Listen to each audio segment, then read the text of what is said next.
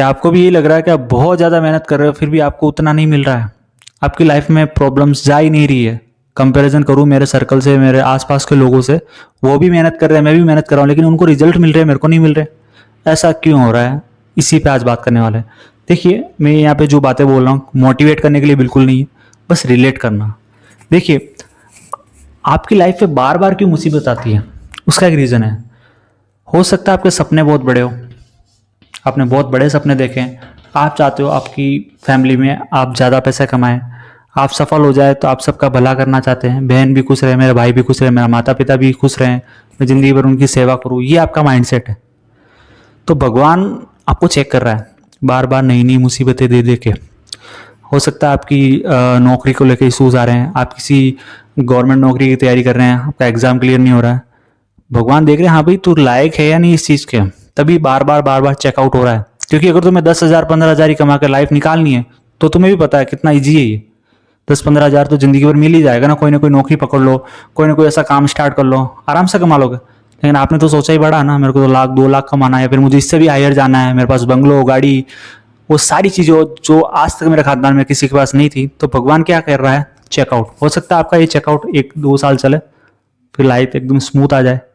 तो यही आपकी लाइफ में चैलेंजेस आ रहे हैं कि आपको बार बार एक ही फॉर्म में प्रॉब्लम आ रही है, क्योंकि भगवान चाहता है हाँ ये चीज चेंज कर। हो सकता है मेरा सब कुछ मैं अच्छा कर रहा हूँ, मेरी सोच अच्छी है, मेरा माइंड से, फिर भी मेरा ईगो नहीं खत्म हो रहा है।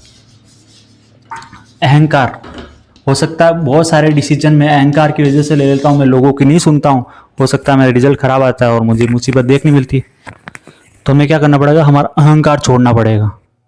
बहुत सारी चीज़ें हमें छोड़नी पड़ सकती है, और हाँ ये गलत है तो ये भी छोड़ना पड़ेगा। एक एक पॉइंट की वजह से हमें मुसीबत फेस करनी पड़ जाती है कभी कभी, और फिर हमें समझ में आता है, तब तक हमारा 2-3 महीना खराब हो जाता है। इसलिए आप भगवान है ना, भगवान आपको चेकआउट करता है, तभी आपको बार बार मुसीबत आएगी। एग्जाम्पल्स बहुत सारे हैं यहाँ पे, एक एग्जाम्पल नहीं है कि आप एक एग्जाम्पल देखें और चेंज हो गया लाइफ में, सबकी लाइफ में इतना ईजी नहीं। भगवान राम को देखिए, खुद भगवान थे, फिर भी उनकी लाइफ में प्रॉब्लम्स नहीं आई थी क्या? बहुत आई थी। हनुमान जी भी एक कैरेक्टर है, उनकी लाइफ में प्रॉब्लम नहीं थी क्या? हनुमान जी की लाइफ में भी प्रॉब्लम थी, भले वो एक अवतार थे, लेकिन उनको अपनी शक्तियां कब पता चली? उन्होंने बहुत ठोकरें खाई है, लास्ट में जाके जब उनको वो समुद्र पार करना था, तब उनको वो पावर्स पता चली अपनी। तो आपकी पावर्स भी आपको पता चलेगी जब आप लाइफ में धीरे धीरे करके सीखोगे तभी।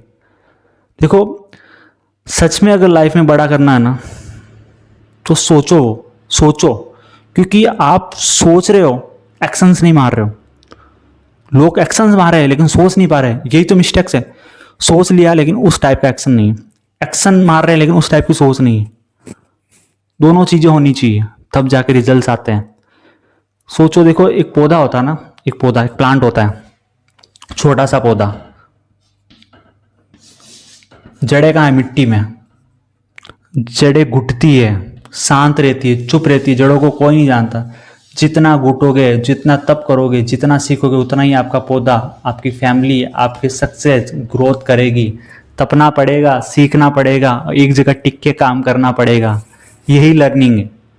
अगर आप ये सारी चीज़ें कर लेते हो ना, बता रहा हूँ सारी चीज़ें सही हो जाएगी। धीरे धीरे आपकी जितनी मुसीबत आ रही ना, 1 दिन 2 दिन 3 दिन 4 दिन 5 दिन लगातार काम करो, एक दिन ये मुसीबतें भी खत्म हो जाएगी। कितनी आएगी यार मुसीबतें? 10 20 50 100 खत्म हो जाएगी एक दिन।